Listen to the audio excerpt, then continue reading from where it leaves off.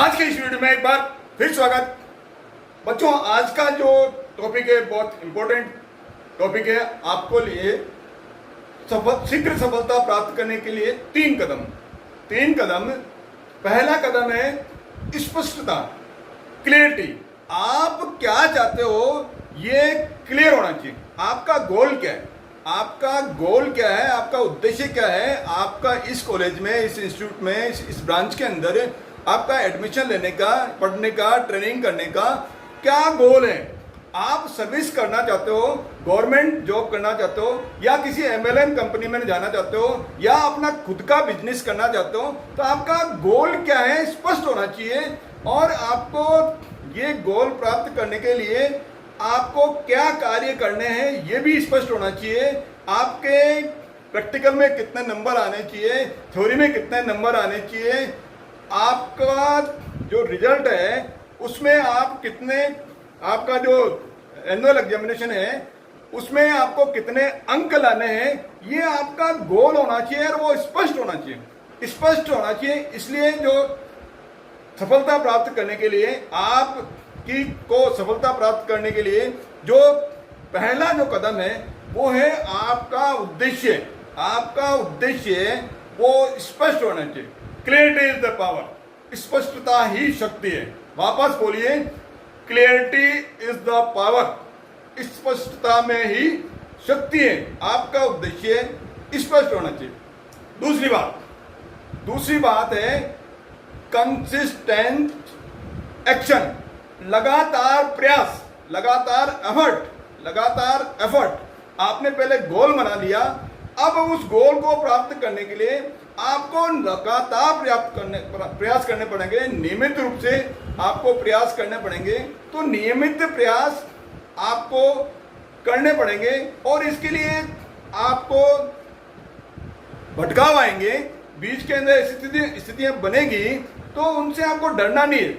आपको डिस्ट्रैक्शन करने के, आपको भटकाने के लिए कई परिस्थितियां बनेंगी, कई साथी आपको भटकाने का, कई का बात मैं कह रहा हूँ, कुछ हो सकते हैं जो नकारात्मक सोच वाले साथी हो, वो आपको भटकाने का प्रयास कर सकते हैं। कई परिस्थितियां आएगी जो आपको आपके लक्ष्य से भटकाने का प्रयास करेगी, लेकिन आपको उनके तरफ देखे बिना आपको निरंतर प्रयास, दृढ़ संकल्पित रहते हुए, ये वर्ड वापस बोलिए, बहुत इंपॉर्टेंट है, दृढ़ संकल्पित रहते हुए लगातार प्रयास कीजिए। तीसरा जो कदम है वो है, उसमें दो पार्ट हैं, समीक्षा चक्र, रिव्यू साइकिल। दूसरा है वो है सुधार चक्र। पहला समीक्षा चक्र, दूसरा सुधार चक्र। देखिए, रिव्यू साइकिल, आपने अब तक जो काम किया, जो प्रयास किया, जो काम किया, वो उसमें आपका कितना आप प्राप्त कर पाए, उसका एनालिसिस करना जरूरी है। कोई भी काम करते जाए, मालूम पड़ा एंड के अंदर कि वो काम तो इतना प्रतिशत ही हो पाया, आपने बीच के अंदर उसको चेक नहीं किया, इसलिए बीच के अंदर आपको रिव्यू साइकिल थोड़ा पीछे जाइए। रिव्यू का मतलब थोड़ा पीछे जाइए, पीछे जाके जो आपने काम किया, पीछे का मतलब आपने जो काम किया उसको थोड़ा सा सोच कर देखिए कि आपने जो काम किया है उसमें क्या गलती है। देखिए, गलती करना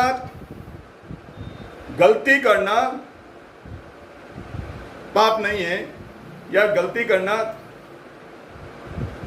गलत बात नहीं है, लेकिन गलती को दोहराना, काम करेंगे तो गलती होगी, लेकिन गलती को बार बार रिपीट करना वो अच्छी बात नहीं है।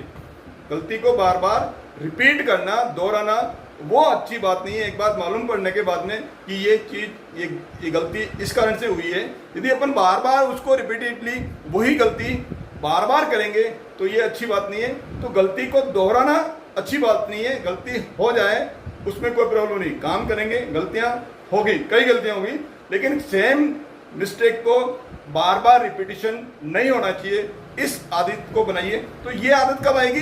जब आप रिव्यू साइकिल में जाएंगे। ये रिव्यू साइकिल का मतलब समीक्षा, आपने जो काम किया है उसकी समीक्षा, ये समीक्षा चक्र। अब ये समीक्षा करने के बाद, आपने समीक्षा करने के बाद में समीक्षा में क्या क्या कमियां रही, उसके लिए क्या एक्शन लेने हैं, आगे क्या उसको सुधार करने, ये सुधार चक्र। ये क्या हुआ? सुधार चक्र। मेरे साथ एक्शन कीजिए। पीछे, थोड़ा पीछे समीक्षा चक्र, आगे सुधार चक्र, पीछे जो काम किया उसमें पीछे समीक्षा चक्र, आगे सुधार चक्र।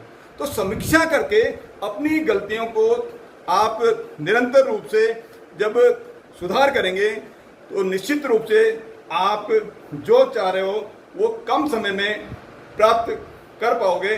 आपने अब तक जो याद किया, जो स्टडी की, उसकी समीक्षा कीजिए, उसका समीक्षा चक्र बनाइए। आपने एक क्वेश्चन याद किया, उसकी समीक्षा कीजिए कि मेरे को कितना याद हुआ।